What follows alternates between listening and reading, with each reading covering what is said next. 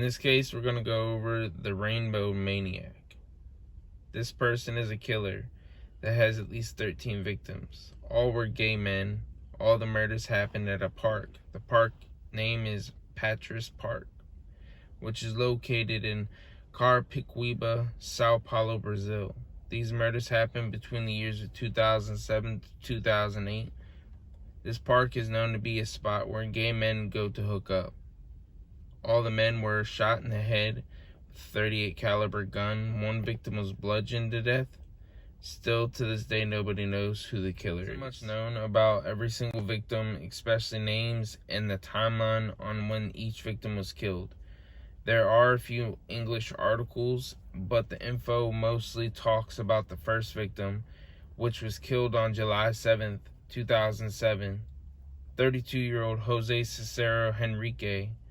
He was found with his pants around his knees and he was shot in the head. There was one guy that found 3 of the victims. The police gave him an alias. They call him Leonardo. This alias is for his protection, and Leonardo is a man who has frequented Patras Park to meet up with other men. There was a time when Leonardo went to the park. He seen a tan-colored man he tried to flirt and talk with this man, but the tan man wasn't receptive, so Leonardo walked away. After this encounter, he heard a gunshot. Leonardo went back and found a man shot dead.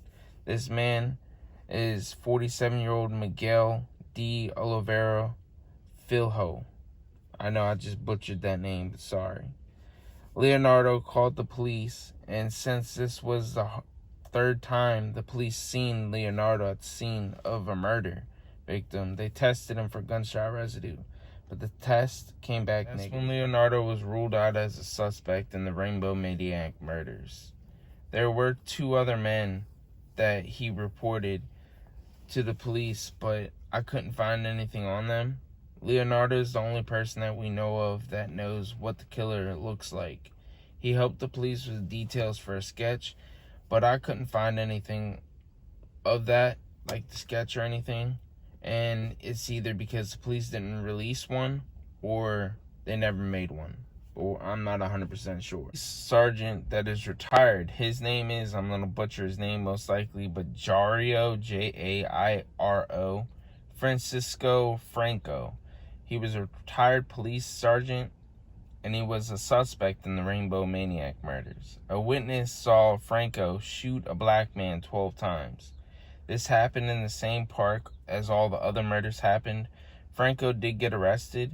When he went to trial, a jury of 6 voted 4 not guilty, 2 guilty, and then he was released. And this is just one theory on why he could have gotten off, and, I actually kind of do believe this. If he did do this, then he probably got off because of his background as a police sergeant. That is just a guess of mine and others, so it doesn't mean it's true. Franco was known to lurk around the park, and the way he would be lurking around look as if he was trying to find his next victim. Comes down to it, one big theory is that the killer hates gays.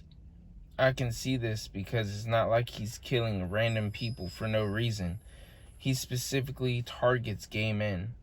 So he's either insecure about himself and his sexuality, or he's homophobic and just hates gay men. So much he's willing to kill men in cold blood.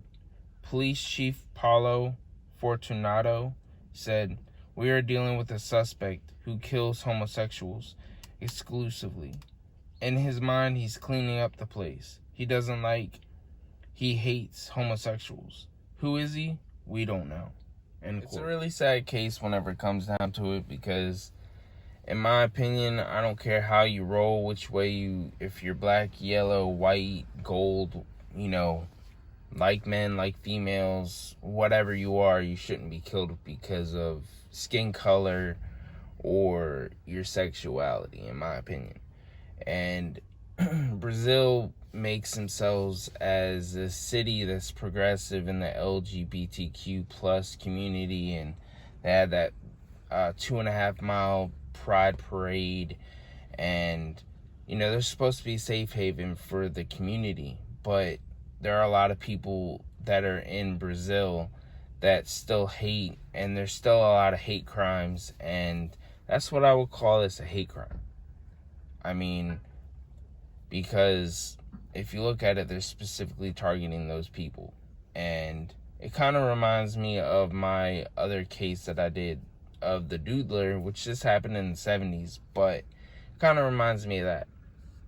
But it's just, I look at the case and I'm like, dang, like I understand that it's, not like the United States where there's a lot more info and whatnot, but I just thought I'd put that out there for you, and I found it an interesting case. There wasn't much information, and I'm sorry about that, but I did the best I could with the resources that I have, but yeah, if you guys have any suggestions, leave them down in the comments. Let me know what you guys think, and I'll talk to you guys in the next video.